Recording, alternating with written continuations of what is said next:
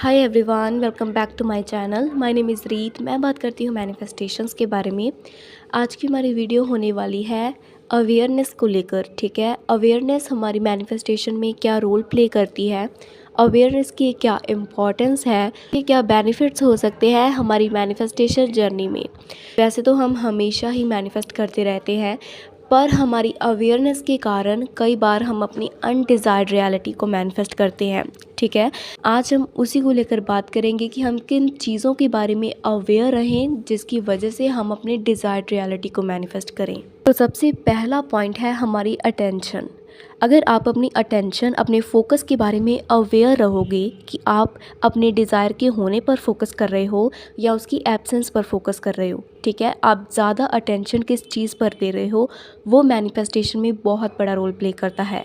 आपको इस चीज़ के बारे में अवेयर रहना है। सपोज़ कि आप एसपी मैनिफेस्ट कर रहे हो और आपको ज़्यादा अटेंशन, ज़्यादा अपना फोकस इस चीज़ पर रखना है कि आप और एसपी एक ब्यूटीफुल से लविंग रिलेशनशिप में हो। ठीक है, इस चीज़ पर नहीं कि उसका मैसेज नहीं आया या फिर उसने मुझसे इस तरीके से बात की। आपकी अटेंशन आपकी डिज़ायर्ड रियलिटी पर होनी चाहिए। इसके बारे में आपको अवेयर रहना है। ऐसा नहीं कि आप भूल गए या फिर आपको पता ही नहीं चला, आपने 3D पर रिएक्ट कर दिया जिसकी वजह से आपके सबकॉन्शियस के पास अपोजिट कॉन्ट्राडिक्शन वाले मैसेजेस जाते हैं और आपकी मैनिफेस्टेशन डिले हो जाती है। सपोज़ कि आप एक मॉल में गए और वहाँ पर कितना शोर होता है। हम बहुत सारी नॉइज़ेस प्लेस पर जाते हैं जहाँ पर बहुत शोर होता है, बहुत ही तरह के थॉट्स होते हैं लोगों के मन में, ठीक है, जो हमें सुनाई देते हैं, पर हमारा सबकॉन्शियस सब कुछ रिकॉर्ड कर रहा होता है। पर क्या आपकी लाइफ में वो सब कुछ होता है जो हम सुनते हैं या जो भी मैसेजेस सबकॉन्शियस के पास आते हैं? नहीं, ऐसा नहीं होता। ठीक है, जिस चीज़ पर हम ज़्यादा फोकस करते हैं, ज़्यादा अटेंशन देते हैं, सबकॉन्शियस उसी बात को रिकॉग्नाइज़ करता है, उसी बात पर अपना वर्क स्टार्ट करता है, उसी को लेकर हमारी 3D में मैनिफेस्टेशंस होती हैं। ठीक है, आई होप कि आपको ये पॉइंट समझ में आ गया होगा। सो बढ़ते हैं हमारे दूसरे पॉइंट की ओर। वो है हमारे सर्कमस्टेंसेस, हमारी सिचुएशन। ठीक है, बहुत सारे लोगों को सारे मेथड्स या मैनिफेस्टेशन के बारे में सब कुछ समझ आ जाता है, पर वो मार खाते हैं मैनिफेस्टेशन में अपनी 3D को लेकर। ठीक है, अब आपको 3D के बारे में कैसे अवेयर रहना है। आपको आपकी 3D में जो भी कुछ दिखाई दे रहा है, ठीक है, अगर वो आपकी अनडिज़ायर्ड रियलिटी है तो आपको एक बात हमेशा दिमाग में रखनी है कि जो भी मैं ये सब कुछ देख रहा हूँ, आपको इस चीज़ के बारे में अवेयर रहना है कि ये सच नहीं है। ठीक है, 4D इक्वल्स टू 3D। जो कुछ भी मैंने पहले सोचा ये उसका रिज़ल्ट था। अब इस चीज़ का मेरी लाइफ से कोई लेना देना नहीं है। आपको इस चीज़ के बारे में अवेयर रहना है कि 4D इक्वल्स टू 3D। कुछ भी मैं एज्यूम करूँगा या जो भी मैं मान रहा हूँ वो ही सच है।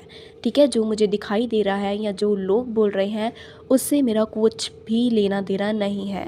इस चीज़ के बारे में आपको अवेयर रहना है। जितनी बार ये मैसेज आप अपने सबकॉन्शियस को दोगे कि जो मेरे माइंड में है, जिस चीज़ के बारे में मैं सोच रहा हूँ या फिर जो चीज़ मैं चाहता हूँ वो ऑलरेडी हो चुकी है, मुझे पता है कि मेरे पास ये डिज़ायर मेरी है, जो भी कुछ मुझे 3D में या मेरी सिचुएशन जो भी है, मुझे इससे कोई लेना देना नहीं है।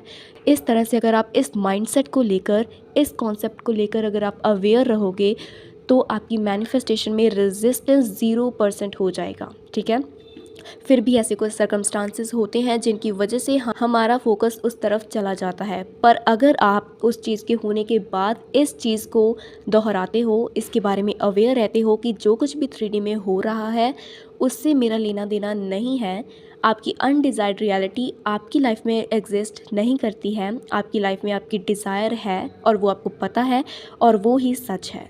आपको इस चीज़ के बारे में अवेयर रहना है कि आप अपोजिट थॉट्स, अपने अपोजिट मैसेजेस ना दें। ठीक है, ये है हमारी दूसरी चीज़। अगर आप इस चीज़ पर फोकस करते हो, अगर आप इसके बारे में अवेयर रहते हो तो आपकी मैनिफेस्टेशंस को कोई भी नहीं रोक सकता। ये बिल्कुल मैटर नहीं करता आपकी डिज़ायर बड़ी है या छोटी है। अगर आप इन दो चीज़ों को, इन दो पॉइंट्स के बारे में अवेयर रहते हो तो आपको अपनी अवेयरनेस की पावर के बारे में पता चल जाएगा। आपकी डिज़ायर्ड रियलिटी आपकी लाइफ में इस तरह से आने लगेगी कि आपको अपनी लाइफ एक मैजिक की तरह फील होगी। आई होप कि आप इन दो पॉइंट्स के बारे में अवेयर रहोगे, जो बातें मैंने आपको बताई हैं, और अगर आप ऐसा करते हो तो आई एम डैम श्योर कि आपकी मैनिफेस्टेशंस बहुत जल्दी हो जाएंगी। Please do not forget to like, comment and subscribe. Thank you so much for watching this video.